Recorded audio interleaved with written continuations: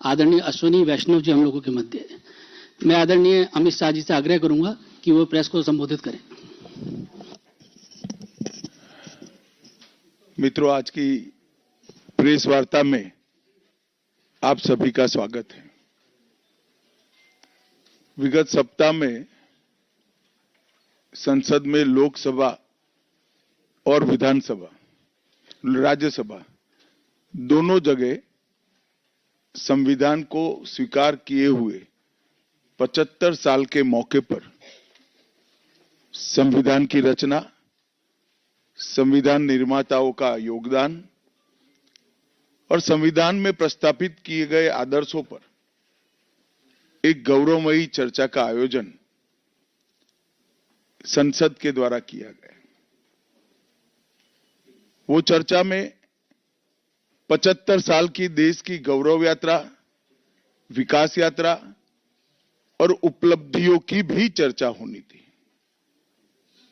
ये तो स्वाभाविक है कि जब लोकसभा में, राज्यसभा में पक्ष और विपक्ष होते हैं तो हर मुद्दे पर लोगों का नजरिया अलग अलग होता है, दलों का नजरिया अलग अलग होता है, वक्ताओं का नजरिया अलग अलग होता है। मगर संसद जैसे देश के सर्वोच्च लोकतांत्रिक फोरम में जब चर्चा होती है तब इसमें एक बात कॉमन होती है कि बात तथ्य के आधार पर होनी चाहिए और बात सत्य के आधार पर होनी चाहिए। कल से कांग्रेस पार्टी ने जिस तरह से तथ्यों को तोड़ मरोड़ कर रखने का प्रयास किया है, ये अत्यंत निंदनीय है और मैं इसकी निंदा करना चाहता हूं। ये क्यों हुआ? क्योंकि भारतीय जनता पार्टी के वक्ताओं ने संविधान पर, संविधान की रचना के मूल्यों पर और जब जब कांग्रेस या भारतीय जनता पार्टी का शासन रहा तब शासन ने संविधान के मूल्यों का किस तरह से मूल्यांकन किया, संरक्षण किया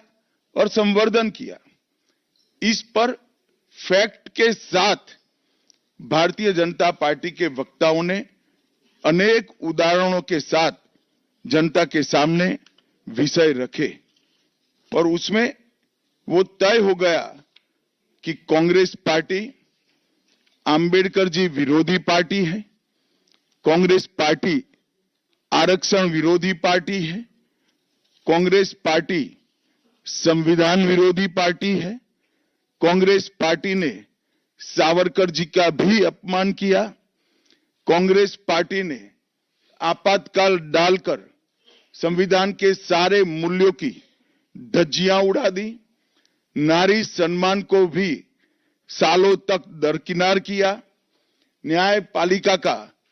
हमेशा अपमान किया, सेना के शहीदों का अपमान किया और भारत की भूमि तक को संविधान तोड़कर विदेशी देशों को देने की हिमाकत कांग्रेस पार्टी के शासन में हुई।